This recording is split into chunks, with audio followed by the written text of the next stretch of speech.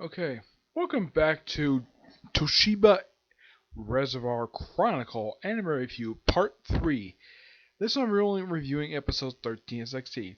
Why not the 17 or 18? Because 17 starts a new story arc and it'd be kind of awkward for me to just start a story arc and then do a review of the start of it, then plus the previous arc itself. So I figured though, 13 and 16 is good enough. It's only 4 episodes. 13 and 15 is simply put a three-parter where they're in a place called Jade Country. The Shaoran gang arrives. The Jade Country itself is very reminiscent of basically 18th century Europe. The style of dress is very similar to that basically of then. The story for this one is that when they arrive in the town, they're accused of causing children to disappear. What actually caused these children to disappear is quite awkward. It's particularly very weird.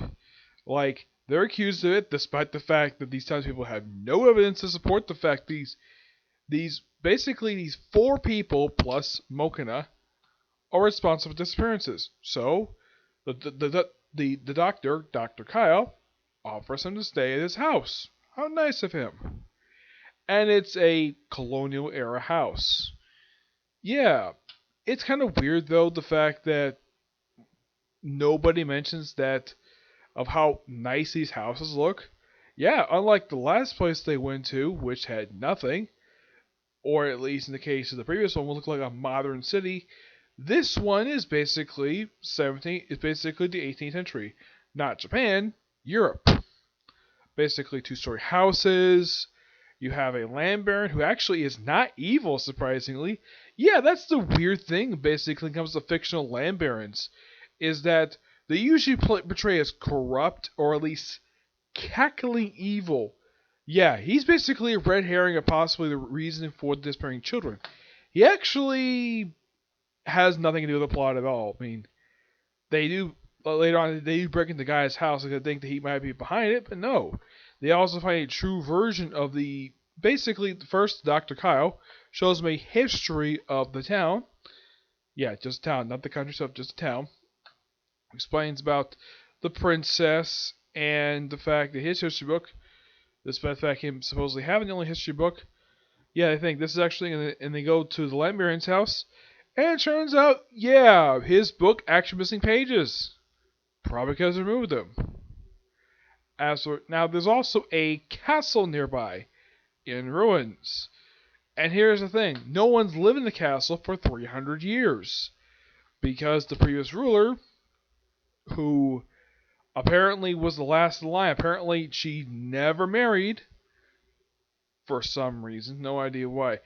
Yeah, in the case of Queen Elizabeth, why she never married, it was by choice. She never wanted to get married at all. As a matter of fact, she never was. Let's just say she was still a virgin. That's why she was referred to as the Virgin Queen, and the fact that she, well, never had any kids. Though she was succeeded by her cousin's son, son of her cousin who became King James I. Yeah, in the case of this woman, they do mention that her parents died from some mysterious circumstances. They never investigate what the heck caused her parents' death. Though it had been 300 years, nobody questions like why the heck these people died. They just did. Also was never brought up in the episode is how the princess died. Yeah, apparently she would bring children to a place because of a feather. They thought it belonged to a crow. It turns out this feather is actually Sakura's feather. Yep, it's not revealed until like the second part. Apparently it's kept in a crystal on top of an ice pillar. Yep, and the children are brought there via hypnotism. Yep, hypnotism. Now as for who's behind this plot, well, it's the doctor. Yes, Dr. Kyle's behind it. And apparently he mentions about, because he dropped it earlier, about the feather being for Sakura.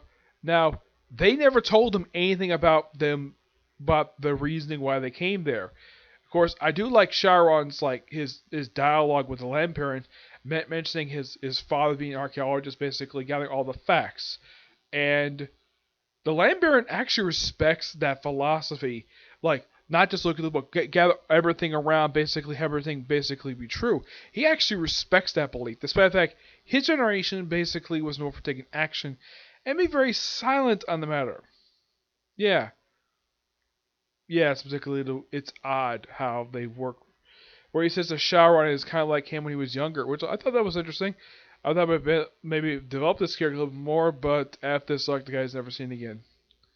Yep, not that I can think of, anyways. So they go off to the castle. Sakura follows the second group of children that were taken to the castle, and she finds that the feather is actually hers, and she holds on to it. As for why, now it's eventually revealed that Dr. Kyle's behind all this. Yep. Yeah, Sharon figured out after a long series, after basically gathering a lot of facts and evidence. Yeah, he had a lot of evidence to support the fact, and plus, the doctor slipped up. And the whole time, people actually believe them now. Yep. And also they have it where the water had been low because Kiro and Finn, not Kiro, the Kurgan and Fright just lowered down the drawbridge, also damaged it. Also partially destroyed the castle later on in the episode via water. Now, as for why he wanted on this castle and why he was after the feather, well, they says that according to the princess, because somebody's watching them and somebody is after them. They don't say who it is. The viewers know who it is. It's the guy who was seen at the end of this three-parter in episode 15, who was last seen back in not the previous episode before this arc. He was actually last seen back in episode 11. Yeah, it's been a few episodes. He so far hasn't done anything in the series. Oh yeah, what happens, Doctor? He dies very stupidly by having a statue fall on him. Like, dude, you have an open doorway. Run there instead of you just stand there to get crushed by a freaking statue. Okay? And unlike the last couple of countries they went to where they actually said goodbye to people, this one they just abruptly left. And though they did leave a note that says, tell a true story of what happened here, which apparently they agree and hope they see him again. I don't think they go back to this place at all. I don't think they even go into the sequel series. Yeah, it's been a little bit since I've read it. So they go off, and that's the episode. That's the three-parter. Next episode is basically going to Storm Country. By the way, the 16th episode of the series is a filler. It has nothing to do with the manga at all. It's just the characters participating in a tournament. They get some treasure. The episode started off with the two characters who appeared just for one episode alone.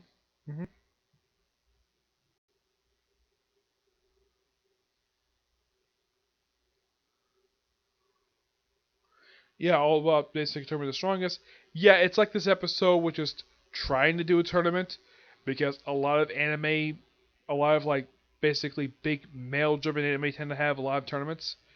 Yeah, so they have a brief tournament, and eventually it's down to Shaoran and Kiefer, which Shaoran easily just forfeits the match to him because he wants to save the woman he loves because she has a curse on her forehead. Oh yeah, and also for some reason the episode started off where in a freaking Mayan pyramid. Why the heck this further was a shrine, I have no idea. It's a Mayan pyramid. I know what this thing is because I've seen pictures of this thing. Real life versions. I've never been to one, mind you, but I know what this thing is. It's a freaking Mayan pyramid. They call it a shrine, but it's a Mayan pyramid. Yep. This episode means nothing to the series at all. Like I said, it's a filler episode. I mean, yeah, is there a feather for Sakura in this one? Nope. In the last one, they just basically found the feather just by pure storyline coincidence. Yeah, with J Country, there's no magic. This one, in some country, there's actually is magic. J had no magic. I don't think they even heard of magic. It's basically somewhat realistic. I like the investigation that they did for the J Country arc. The Storm Country standalone episode, it just was nothing. It's like we just throw in an episode because we feel like it. About these 4 episodes, the J Country arc is okay. I don't mind. I like the town. I like the characters who live there. I think the feather thing was just by sheer coincidence. They just haven't found because Mokana couldn't find one. Yeah.